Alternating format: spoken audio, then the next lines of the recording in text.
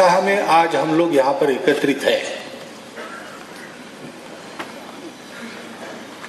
स्मरण के लिए एकत्रित हैं।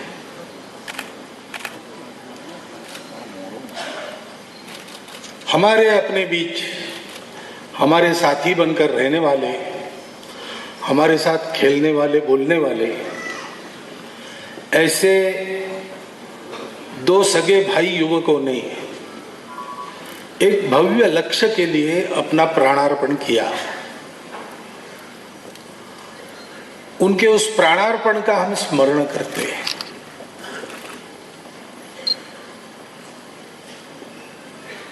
मृत्यु जगत में कोई अनोखी बात नहीं है। जातस्य ही ध्रुवो मृत्यु, ध्रुवम जन्म मृतस्य, ऐसा गीता में कहा गया है। परंतु ऐसे मृत्यु होते हैं, कोटि कोटि नर नित्य मर रहे, जगती के इस कंटकमय पथ पर तुमने ही हमको सिखलाया, मर कर अमर बने कैसे नर। जिनका मरना कोटि जन्मों को सार्थक करता है, जिनका मरना जीने की सीख देता है, उनका मरना लोग याद करते हैं। इसी भावना से हम सब लोग एकत्रित हैं। लेकिन केवल याद करके छोड़ देने से ऐसे हुतात्मा का स्मरण पूरा नहीं होता। पहली बात ये याद करनी पड़ती है कि हमारे यहाँ ऐसा कहा जाता है कि बहुत पुण्य करने के बाद नरदेह प्राप्त होता है। ऐसा कोटि कोटि जन्मों का पुण्य लेकर जिस नरदेह को प्राप्त किया, उस नरदेह को एक क्षण में अर्पित किस लिए किया गया?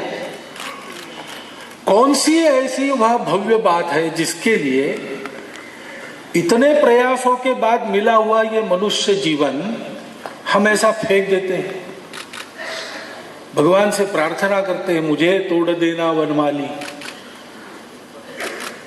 ऐसे उस पथ पर फेंक दो मुझे, मातृभूमि पर शीश चढ़ाने, जिस पर अनेक वीर चलते आए, उस रास्ते पर मुझे फेंक दो। वो रास्ता कौन सा है? मातृभूमि के उत्थान का रास्ता कौन सा है? कौन सा वह भव्य लक्ष्य है? तो हम सब जानते हैं, राम मंदिर निर्माण। मंदिर निर्माण ये भव्य लक्ष्य कौन? मंदिर भी बहुत बनते हैं,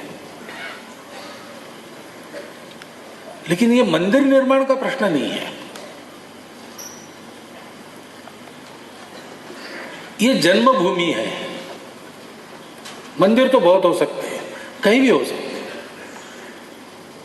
जन्मभूमि एक ही होती है।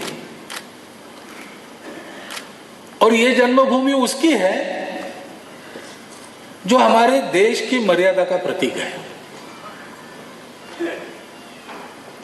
हमारा भारत दुनिया में किस लिए खड़ा है? अपना अनोखापन लेके खड़ा है। एकमात्र भूमि ऐसी है जो सबको स्वीकार करती है। ये एकमात्र भूमि ऐसी है जो सबको साथ चलाती है। हजारों वर्ष हमारे यहाँ खेती हुई हमारे तरीके से, जमीन नहीं बिगड़ी। और बाकी देशों ने खेती की 100 वर्ष, 200 वर्ष, 500 वर्ष, जमीन उपजाऊ नहीं रही। क्या गड़बड़ हुई? अब बताना है तो मैं लंबा बता सकता हूं, लेकिन सोचेंगे तो ध्यान में आएगा कि कुल मिलाकर दुनिया को, जीवन को देखने का एक विशिष्ट तरीका है। उस तरीके के कारण हमारे यहाँ सारी सृष्टि का उपयोग करके भी हम सारी सृष्टि को विकसित करते हैं। और बाकी दुनिया में सारी सृष्टि का उपभोग करके उसको बर्बाद करते हैं। इसलिए फिर पर्यावरण पर बड़ी भारी परिषद करनी पड़ती है दुनिया में, आज उसकी चर्चा चल रही है। पर्यावरण ठीक रहना चाहिए, ये सारा मनुष्य के लिए उपयोगी है, मनुष्य इसका स्वामी नहीं है, मनुष्य इसका अंग है, आदि आदि विचार ये शायद दुनिया को आज समझ में आया होगा, लेकिन हमारे यहां तो ये जीवन का तरीका है। हम इस बात को समझते हैं, इसकी कृतज्ञता अपने मन में रखते हैं और उस कृतज्ञता को पीढ़ी दर पीढ़ी प्रत्येक पीढ़ी में चलना चाहिए। इसलिए हमारे यहाँ ऐसी आदत लगाने वाले कार्यक्रम हमारी परंपरा में है। हम गौ पूजन करते हैं, हम तुलसी पूजन करते हैं, हम नदी को माता मानते हैं। इतिहास ने आंखें खोली नहीं थी तब जो परम वैभव के शिखर पर जिनका जीवन था और तब से आज तक अखंड रूप से चला आ रहा है, वो लोग कोई बुद्धू थे क्या? नहीं, उनको बहुत पता था और उस ज्ञान को छोटी छोटी बातों के संस्कारों के द्वारा उन्होंने इस समाज में लाया। उन संस्कारों के अनुसार जीवन जीने वाले प्रतीक खड़े किए। वो हमारे समाज की, हमारे देश के विचार की, हिमालय की दोनों बाहें समुद्र पर्यंत जाके जहां मिलती है, उसके अंदर की सारी भूमि में जो लोग रहते हैं, उनके लिए वो प्रतीक, वो गौरव के प्रतीक बने। वो हमारे पूर्वज, वो कौन थे? तो आज का साइंस भी कहता है कि ये जो भूमि मैंने कही, जिसको आप भूगोल की भाषा में इंडो ईरानियन प्लेट कहा जाता है, उस भूमि में रहने वाले प्रत्येक का, आज वो अपने आप को कुछ भी कहता हो और उसकी पूजा किसी भी प्रकार की हो, भाषा बोली कुछ भी हो, खान पान रीति रिवाज का तरीका कुछ भी हो, उनका डीएनए एक है, कम से कम 40,000 वर्षों पूर्व से समान पूर्वजों को वंशज है। वो हमारे समाज पूर्वज, समान पूर्वज कौन थे? उन पूर्वजों ने हमको ये दी है परंपरा, उन पूर्वजों ने हमको ये संस्कृति दी है जो सबको स्वीकार करती है, सबको साथ चलाती है, एक के विकास में सबका विकास साधती है, एक के विकास के लिए दूसरों के विकास को दबाना नहीं सिखाती। उस हमारे संस्कृति की मर्यादा के प्रतीक प्रभु श्री रामचंद्र। हमारे देश में लोग हैं जो उनको भगवान का अवतार मान के उनकी पूजा करते हैं। ऐसे भी लोग हैं जो उनको भगवान का अवतार नहीं मानते लेकिन महापुरुष मानते हैं। और अपनी मान्यता क्या है क्या नहीं इसका विचार न करने वाला अनपढ़ व्यक्ति भी, दो भाइयों का जीवन जब अच्छा चल रहा है, उनके संबंध बहुत अच्छे हैं, ऐसा देखता है तो बोलते बोलते बोल जाता है कि क्या भाई है, राम भरत का जोड़ा है।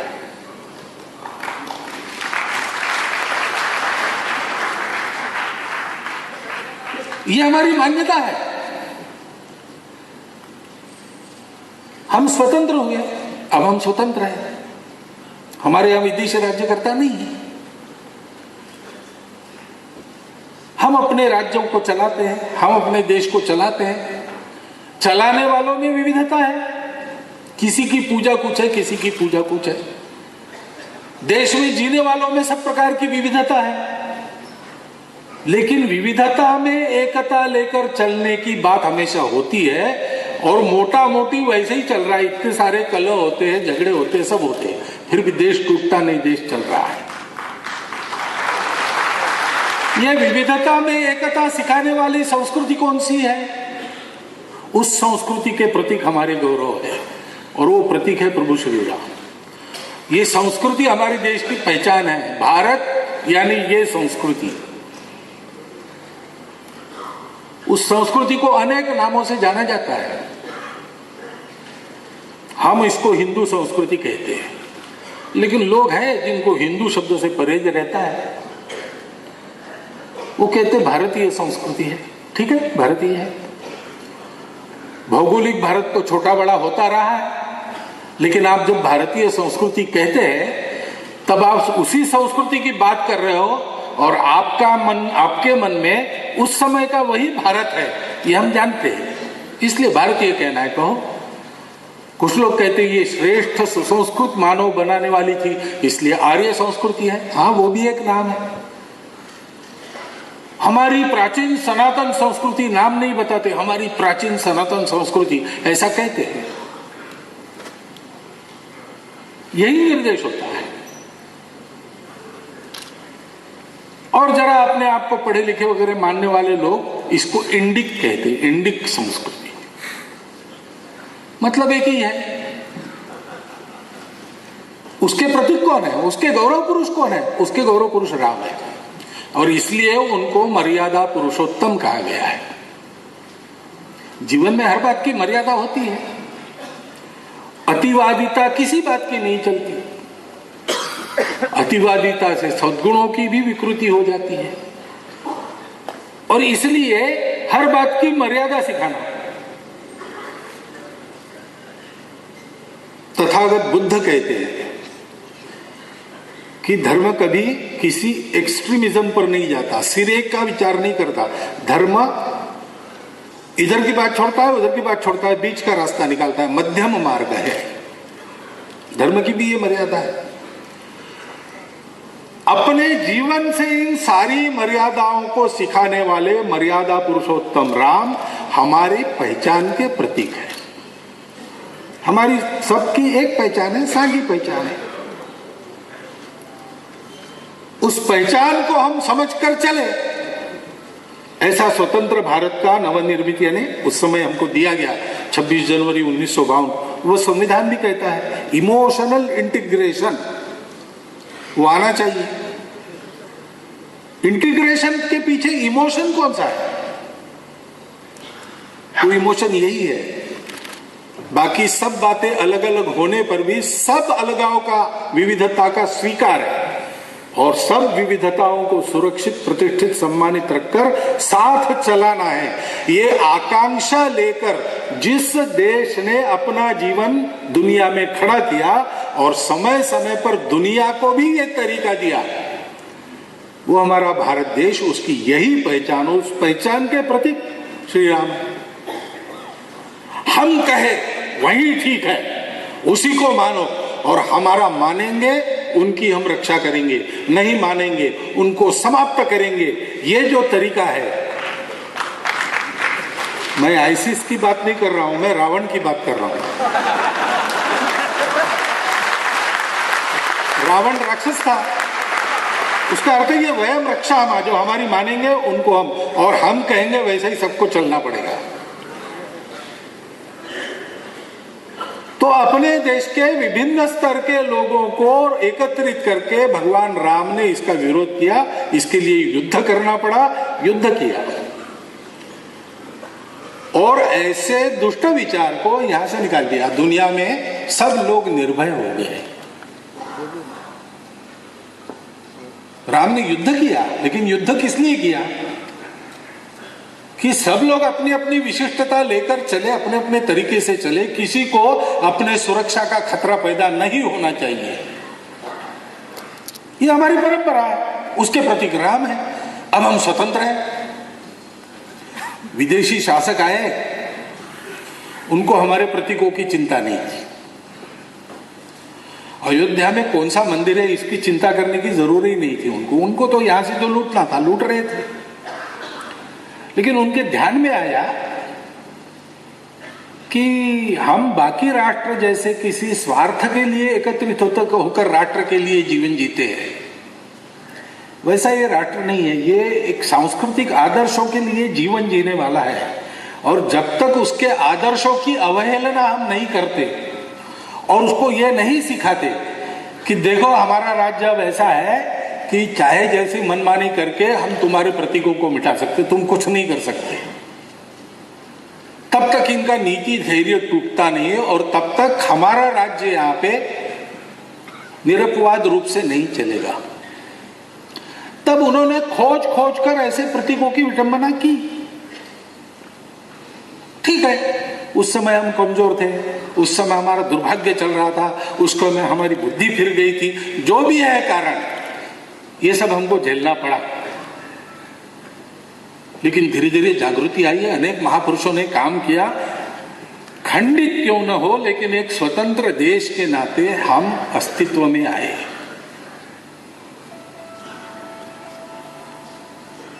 तो इस देश की बागडोर जिनके हाथ में थी, उन्होंने क्या सोचा? उन्होंने सोचा कि एक ऐसा प्रतीक है, पहले उसको खड़ा करना। अपने देश के सागर किनारे पश्चिम तट पर बड़ा भव्य शिव जी का मंदिर सोमनाथ का था, उसको ऐसे ही तोड़ा और लूटा गया था।